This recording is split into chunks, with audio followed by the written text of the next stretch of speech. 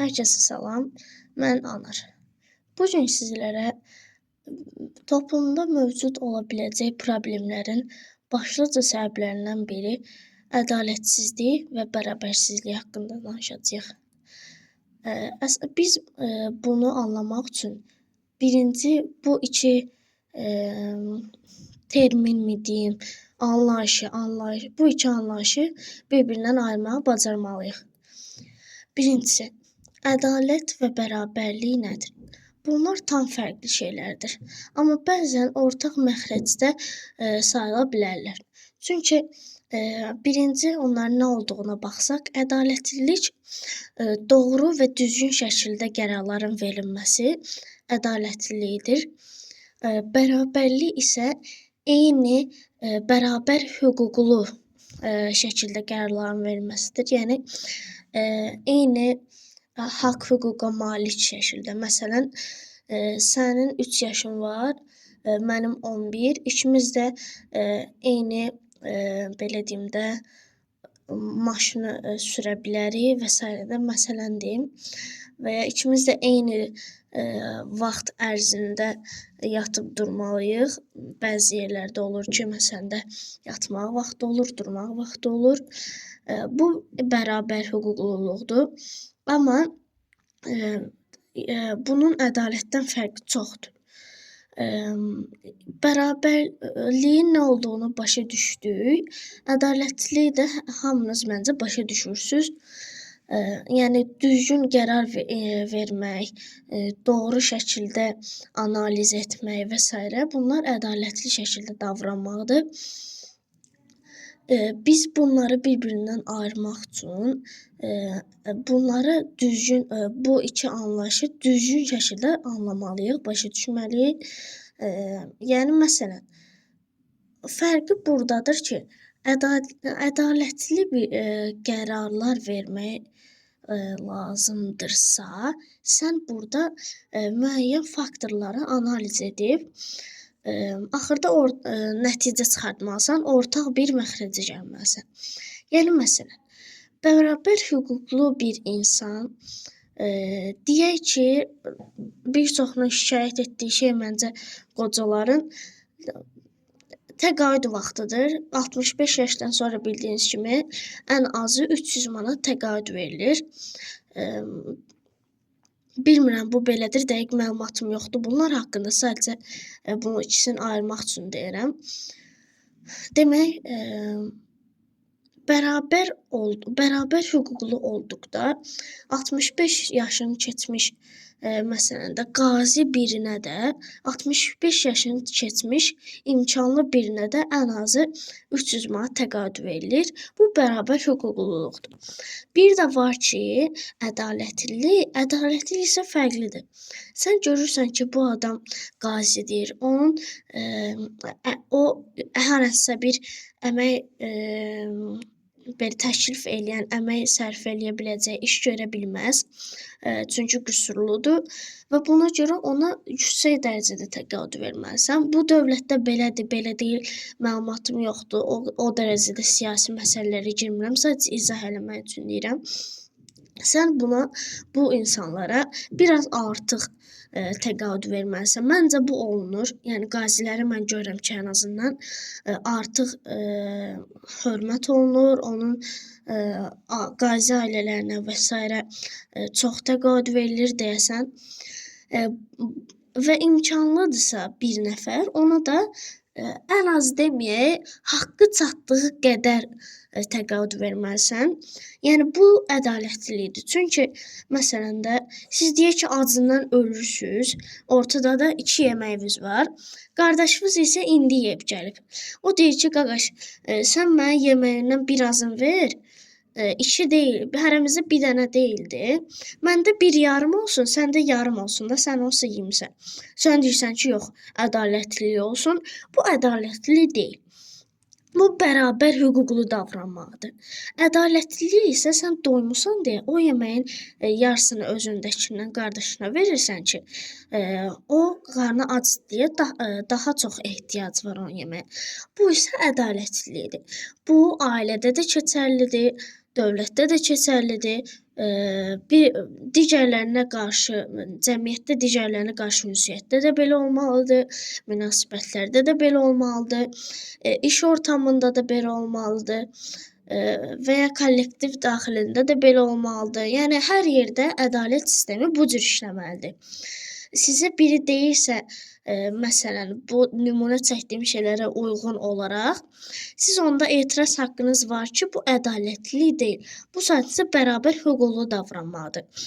Və bəzən də ola bilər ki, ədalətli olmaq üçün bərabər hüquqlu davranmalıyıq. Necə? Məsələn də ikiniz də belə deyim də, atanız sizə birinizə 1 litr, birinizə də 1 litr, yəni hər hansısa bir sevdiyiniz içkidən alıb və siz onu aranızda bölüşdürməlisiniz. Burada ədalətli seçim eləmək üçün təbii ki, baxa bilərik kim çox xoşlayır, kim az xoşlayır.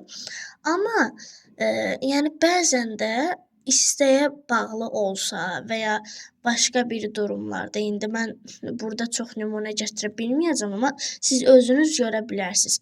Eyni bölməlisən ki, qarşı tərəf də etiraz eləməsin, çünki o da istəyir çox içsin və ya hər hansısa bir xoşladığı içkini içsin. Sən də istəyirsən. Burada kimin istəyi daha çoxdursa, elə bir şey yoxdur. Bu ədalətsizlik sayılır. Çünki istəklər ədalət belə deyim də prinsipinə uyğun deyil. İstək ədalətə uyğun deyil. İstək uyğun ola bilər münasibətlərdə. Sən qaqaşındır, sən də deyirsən ki, hədə qardaşım, buyur sənə verim, sən iç, yəni mən istəmirəm və s. Bu böyle eləməlidir. Yəni sən böyüksən deyə və ya kiçiksən deyə bu hörməti görürsən özündə, bunu hiss edirsən, bu münasibətlər fərqlidir. Amma ədalətlilik əsasən ehtiyac dərəcəsinə görə ölçülməlidir. Və buna görə də bəzən bərabər hüquqlu davranmalısınız. Yəqin ki, başa düşdünüz. İndi keçək bunu necə istifadə eləyəcəyinizə. Biz müxtəlif yerlərdə oluruq, cəmiyyətdə oluruq və ya ingilislərin deyimi ilə public places, yəni ictimai yerlərdə oluruq. Bu zaman biz ha vaxt, yəni hansı vaxt bərabər hüquqlu, hansı vaxtda ehtiyaca görə ədalətli davranmağı bacarmalıyıq. Bu hər yerdə belədir. İndi dediyim kimi, bəzən ola bilər siz nəyisə güzəşt etmək üçün eləyə bilərsiniz. Kiməsə güzəşt və ya belə deyim də, o bayaq çəkdiyim nümunələr kimi hər hansısa bir münasibətdə daha belə olğunlaşmış birisiniz. Məsələn, sizin 20-25 yaşınız var, amma sizin yanınızda balaca bir qardaşınız və ya balaca bir uşaq var. O sizin əlinizdə nəyisə görür, ürəyi istəyir. Siz ona böyük olaraq verə bilərsiniz ki, hə, sən yəni balacasan da, o bir deyim var, su kiçiyin, yol böyüyün. Sən ona hörmət əlaməti olaraq və böyüklük eləyərək onu təqdim eləyə bilərsən. Amma qaldı ki, ehtiyaca görə, əgər sən ehtiyacın varsa, təbii ki, buna heç kimin haqqı yoxdur deməyə ki, yox, o balacadırsa ona verməlisən falan. Bu bilsiz biraz da nəyə döndü? O metroda və ya avtobusda falan gənclərin ən çox problemidir. Yer istəyən yaşlı nənələrimiz, babalarımız, xalalarımız, əmilərimiz. Baxın, məncə burada müəyyən bir faktor var. Əgər siz çox yorğunsuzsa, yəni ehtiyacınız varsa oturmağa və ya bitkinsizsə və ya nə bilim, bəzən elə olur ki, qüsurlu olur və s. də hər hansısa bir ehtiyac durumunda siz deyə bilərsiniz ki, yəni hər qarşınızdakı yaşlı birinə də, yəni mən pis haldayam, oturmalıyam, o sizə etiraz eləyə bilməz. İçində nə deyir, o sizi maraqlandırmır, siz o düzgün olanı edirsiniz. Amma durub indi heç nə olmamış yerdə, Yəni yol vermək lazımdır həqiqətən. Biraz da mən fəlsəfi dərəcəyə getdim, amma yol vermək lazımdır. Çünki onlar artıq qocadılar, yaşlıdılar. Yəni bizə baxdıqda enerjiləri müəyyən qədər azdır. Söhbət təkcə enerjidən getmir də. Həm onlar böyüdü, biz onlara hörmət eləməliyik. Baxın belə. Biraz başqa yerlərə getdim mövzu, amma yəqin ki, ayıra bildiniz. Yəni cəmiyyətin problemi məncə ədalətsizlikdir.